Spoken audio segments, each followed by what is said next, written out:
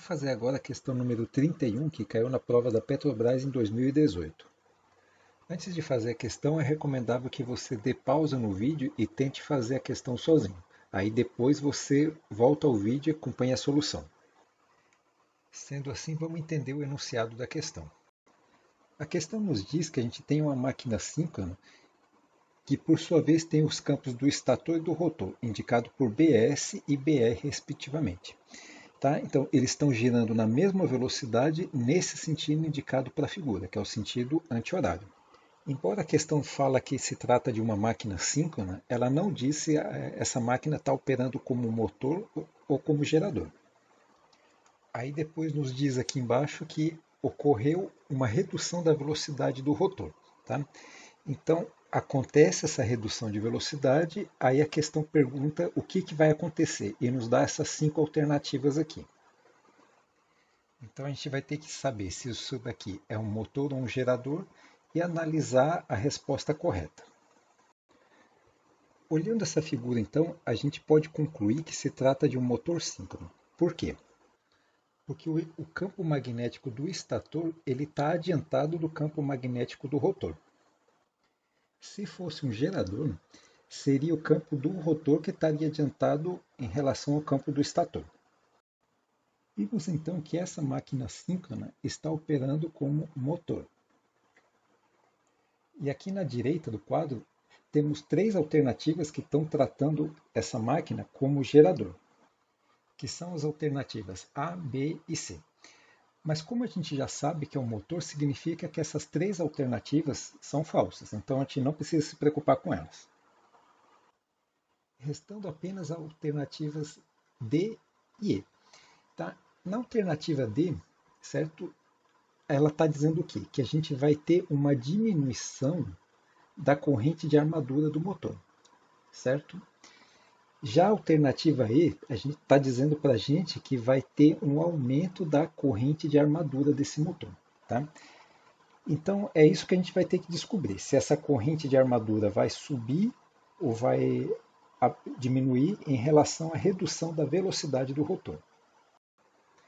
Sabemos também que da teoria de máquinas síncronas, esses 2 campos, do estator e do rotor, eles estão defasados por um ângulo delta. Então, esse delta é chamado de ângulo de carga ou ângulo de potência. Se a questão nos diz que houve uma redução da velocidade do rotor, é como se esse campo BR fosse agora esse campo BR', certo? Que vai estar mais atrasado ainda porque perdeu velocidade, e o ângulo, ao invés de ser esse delta original, vai ser esse ângulo delta' aqui. Ou seja, houve um aumento do ângulo de carga.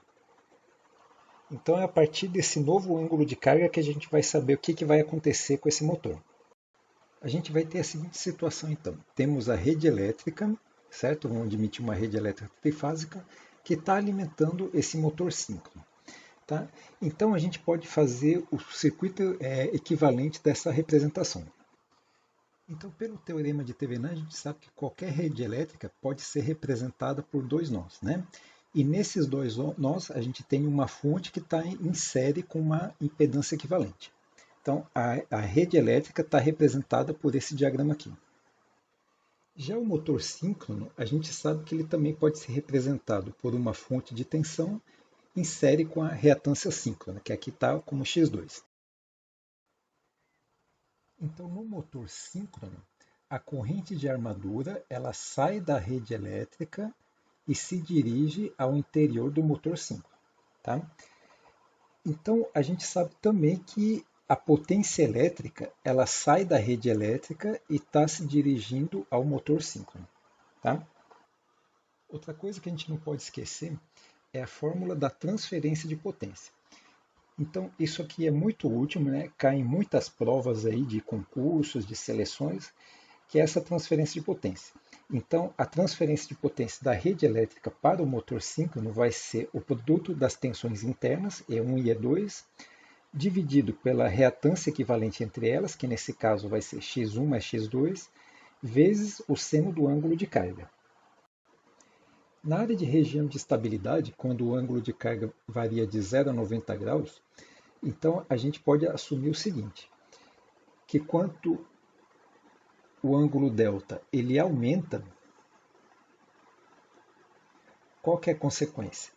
Que a potência elétrica ela vai aumentar também, né? Se a gente usar essa fórmula aqui. Então, o que, que acontece?